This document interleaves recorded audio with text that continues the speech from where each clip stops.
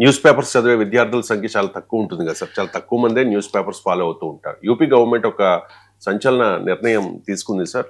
UP government స్కూల్స్లో కంపల్సరీగా news papers వెళ్ళాలి, స్టూడెంట్స్ చదవాలి అని చెప్పి.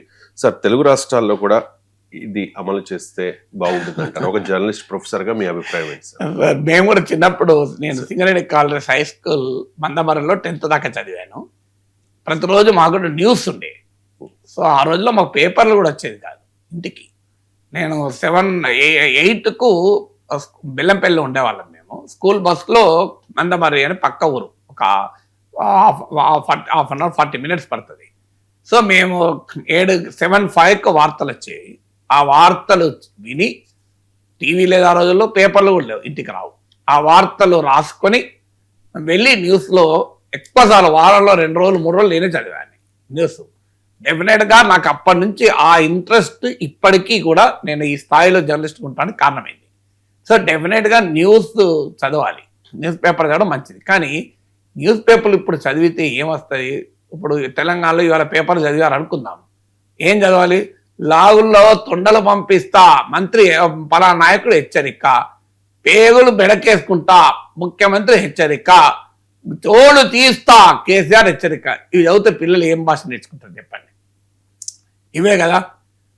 మీకు ఆంధ్రప్రదేశ్ పేపర్లు చంద్రబాబు జగన్ హెచ్చరిక, జగన్ అని టీడీపీ హెచ్చరిక. ఇవి చదివితే పిల్లలు చెడిపోరా చెప్పండి?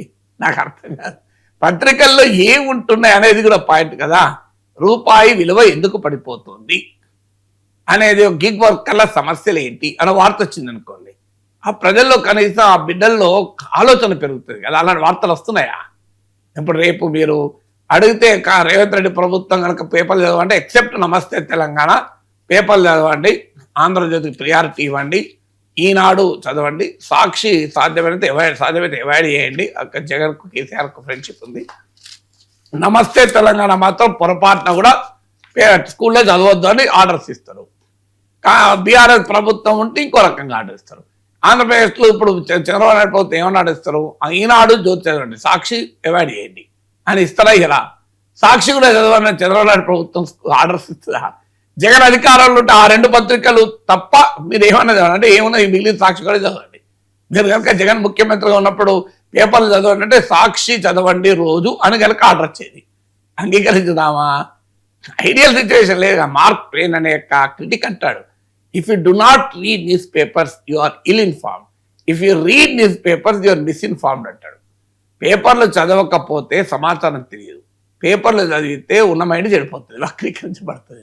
ఇది కదా పరిస్థితి. అందుకే మీరు గమనించండి, ప్రపంచవ్యాప్తంగా స్టడీస్ ఏం చెప్తున్నాయి? పేపర్లు చదివే వాళ్ళు తగ్గిపోతున్నారు, వార్తలు చూసేవాళ్ళు, టీవీలో వార్తలు చూసేవాళ్ళు తగ్గిపోతున్నారు, వెబ్సైట్లో వార్తలు చదివేవాళ్ళు కూడా తగ్గిపోతున్నారు. అందుకే ఇవాళ బిగ్గెస్ట్ సోర్స్ ఆఫ్ న్యూస్ ఏంటంటే యూట్యూబ్ ఎమర్జ్ అయింది. యూట్యూబ్లో అంతా కరెక్ట్ వస్తున్నాయని నేను అనడం లేదు, కనీసం ఇక్కడ ఏంటంటే వాడికి కావాల్సింది వాడు చూసుకుంటారు వాళ్ళు.